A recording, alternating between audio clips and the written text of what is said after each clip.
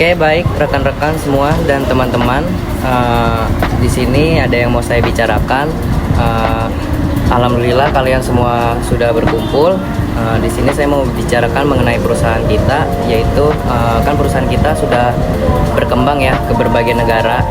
Tapi kenapa ya kok akhir-akhir ini perusahaan kita tuh makin biayanya naik, penjualannya mungkin turun juga, lalu kenapa ya performa di setiap cabang pun nggak sejalan gitu. Coba saya minta saran dan masukan dari kalian dong, bagaimana solusinya?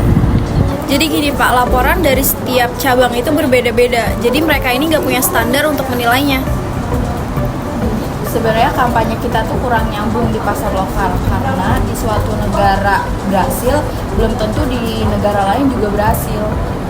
Beberapa karyawan nggak relevan sama sistem penilaiannya. Mereka butuh yang lebih kontekstual. Format keuangan berbeda-beda setiap negara, jadi sulit buat bandingin laporan setiap negara.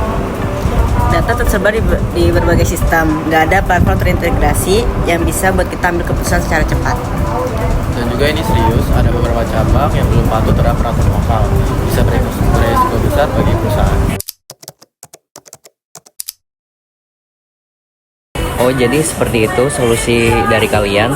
Oke, baik, kalau seperti itu kita butuh yang namanya pendekatan menyeluruh. Berarti kita harus mulai dari global assessment. Apakah kalian semua setuju?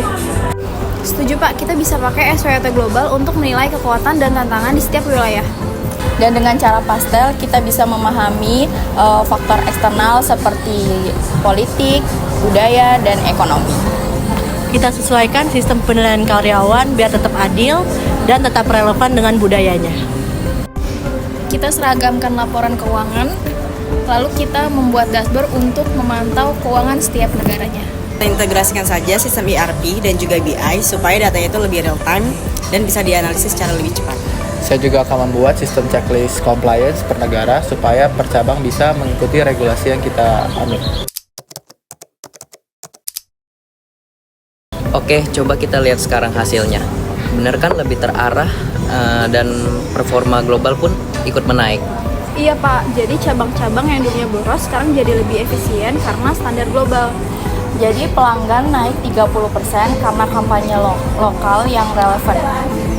Jadi karyawan lebih puas dan mereka merasa dihargai dan termotivasi. Laporan kini jadi lebih mudah untuk dibandingkan dan kita bisa mendeteksi resiko lebih awal. Keputusan bisa diambil lebih cepat dan juga semua data ini bisa tersedia di dalam satu dashboard global. Sekarang juga semua cabang sudah patuh pada aturan lokal, risiko hukum bisa kita tekan. Oke, rekan-rekan semua, saya rasa cukup untuk hari ini dan terima kasih yang sudah masing-masing memberikan solusinya.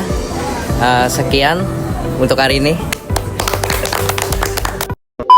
Manajemen bisnis global bukan hanya soal ekspansi, tetapi juga tentang menilai, memahami, dan dengan langkah yang tepat. Global assessment bukan merupakan sebuah pilihan, tetapi merupakan sebuah keharusan agar perusahaan dapat beradaptasi dan menyesuaikan dengan pasar internasional.